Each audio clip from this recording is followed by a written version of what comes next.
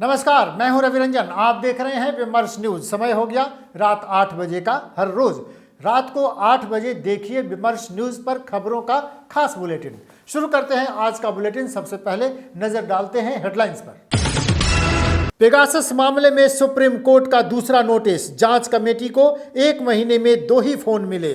अब पेगासस जासूसी के शिकार फोन जमा करने की डेडलाइन 8 फरवरी तक। हरियाणा में निजी नौकरियों में 75% आरक्षण पर हाईकोर्ट ने लगाया रोक।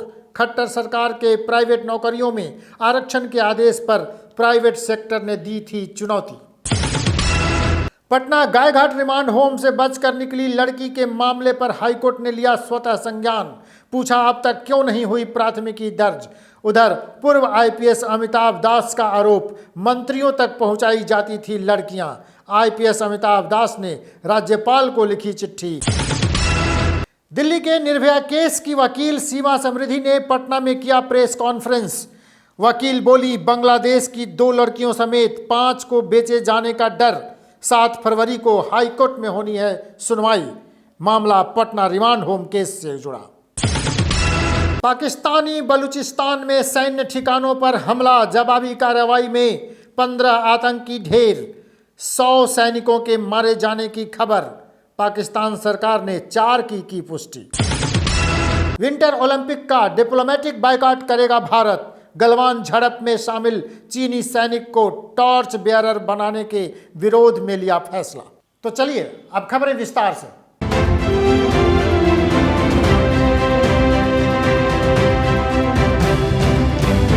पेगासस मामले की जांच कर रहे सुप्रीम कोर्ट ने कहा है कि 8 फरवरी तक वो फोन जमा किए जाएं जिनकी जासूसी हो रही थी। अब तक मात्र 2 ही फोन जमा किए गए हैं। देखिए, पेगासस जासूसी कांड की जांच सभी चाहते हैं, लेकिन इसके लिए सहयोग करने के लिए कोई तैयार नहीं।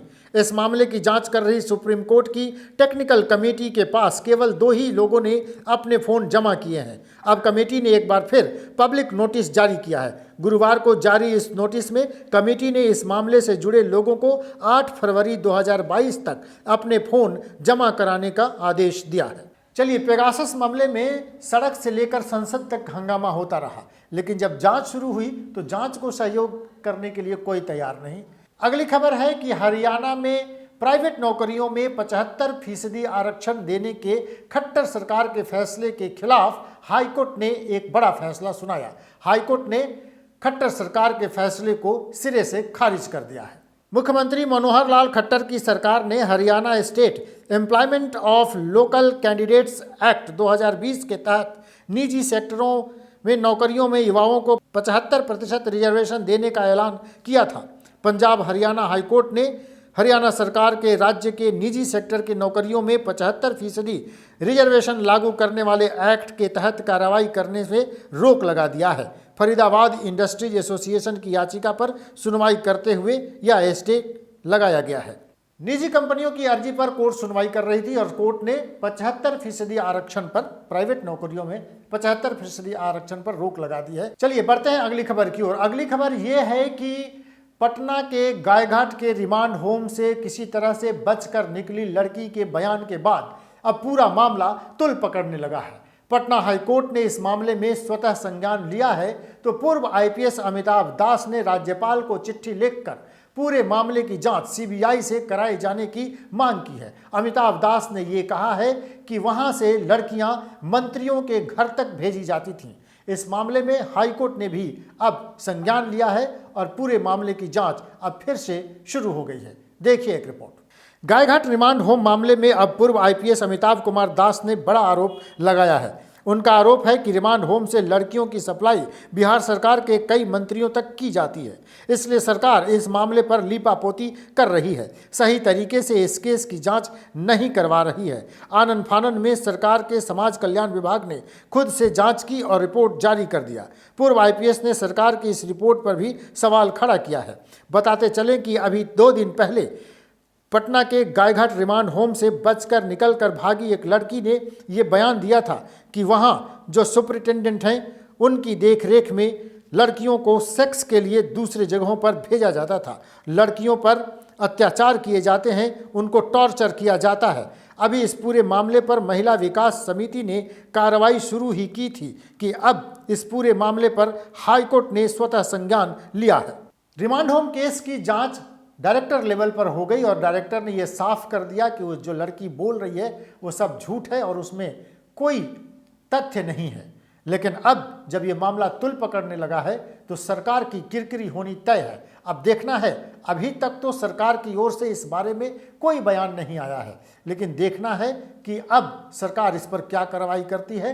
हाईकोर्ट ने इस पर स्वतः संज्ञान लिया है और पुलिस से पूछा है कि अब तक इस पर प्राथमिकी क्यों नहीं दर्ज की गई है। बढ़ते हैं अगली खबर की ओर। अगली खबर भी हमारी इसी केस से जुड़ी हुई है। खबर यह है कि रिमांड होम केस मामले में लड़की के बयान के बाद अब निर्भया केस की वकील रही सीमा समृद्धि ने पटना में आज एक प्रेस कॉन्फ्रेंस किया। सीमा समृद्धि ने पटना में प्रेस कॉन्फ्रेंस करते हुए क्या कुछ कहा, सीधे सुनिए सीधा सीमा समृद्धि को। गत है कि आज ये प्रेस कॉन्फ्रेंस हमें क्यों करनी पड़ रही है। पटना की सड़कों पर पिछले 5 दिनों से एक बेटी न्याय की भीख मांग रही है और उनके साथ में महिला विकास मंच, इनकी पूरी टीम बराबर न्याय के लिए गुहार लगा रही है। हर जगह गई, लेकिन अभी तक FIR लॉन्च नहीं की गई। उस बिटिया की जो शिकायत है वो मात्र वो उसकी शिकायत नहीं है, उसके अलावा जिस जगह से वो 3 महीने पहले आई हैं, उस शेल्टर होम है जो उसका नाम है गाय घाट, जो पटना में संचालित हो रहा है। उस शेल्टर होम के अंदर करीब 250 से 300 लड़कियां हैं।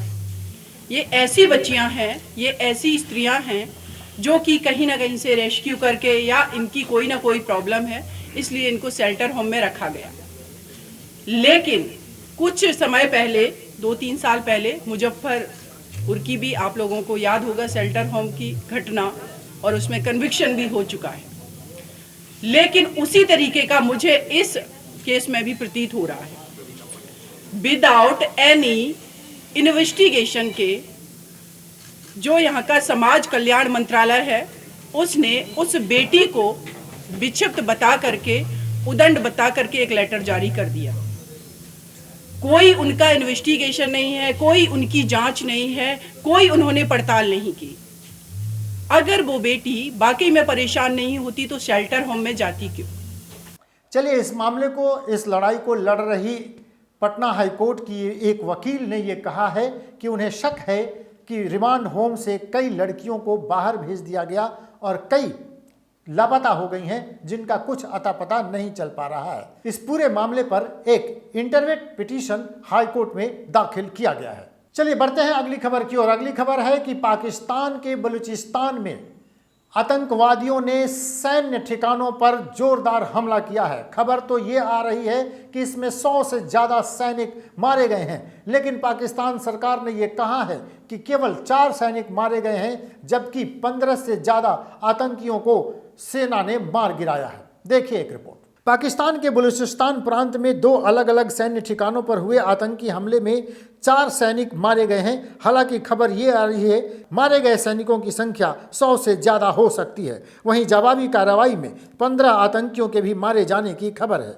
यह हमला PM इमरान खान के चीनी दौरे पर रवाना होने से कुछ घंटे पहले ही हुआ। इमरान शीतकालीन ओलंपिक खेलों के उद्घाटन समारोह में शामिल होने के लिए चीन की यात्रा पर हैं। चलिए, इमरान खान चीन में विंटर ओलंपिक के उद्घाटन समारोह में हिस्सा लेने के लिए जा रहे हैं, लेकिन उनके जाने से पहले पाकिस्तान में एक बड़ा आतंकी हमला हुआ।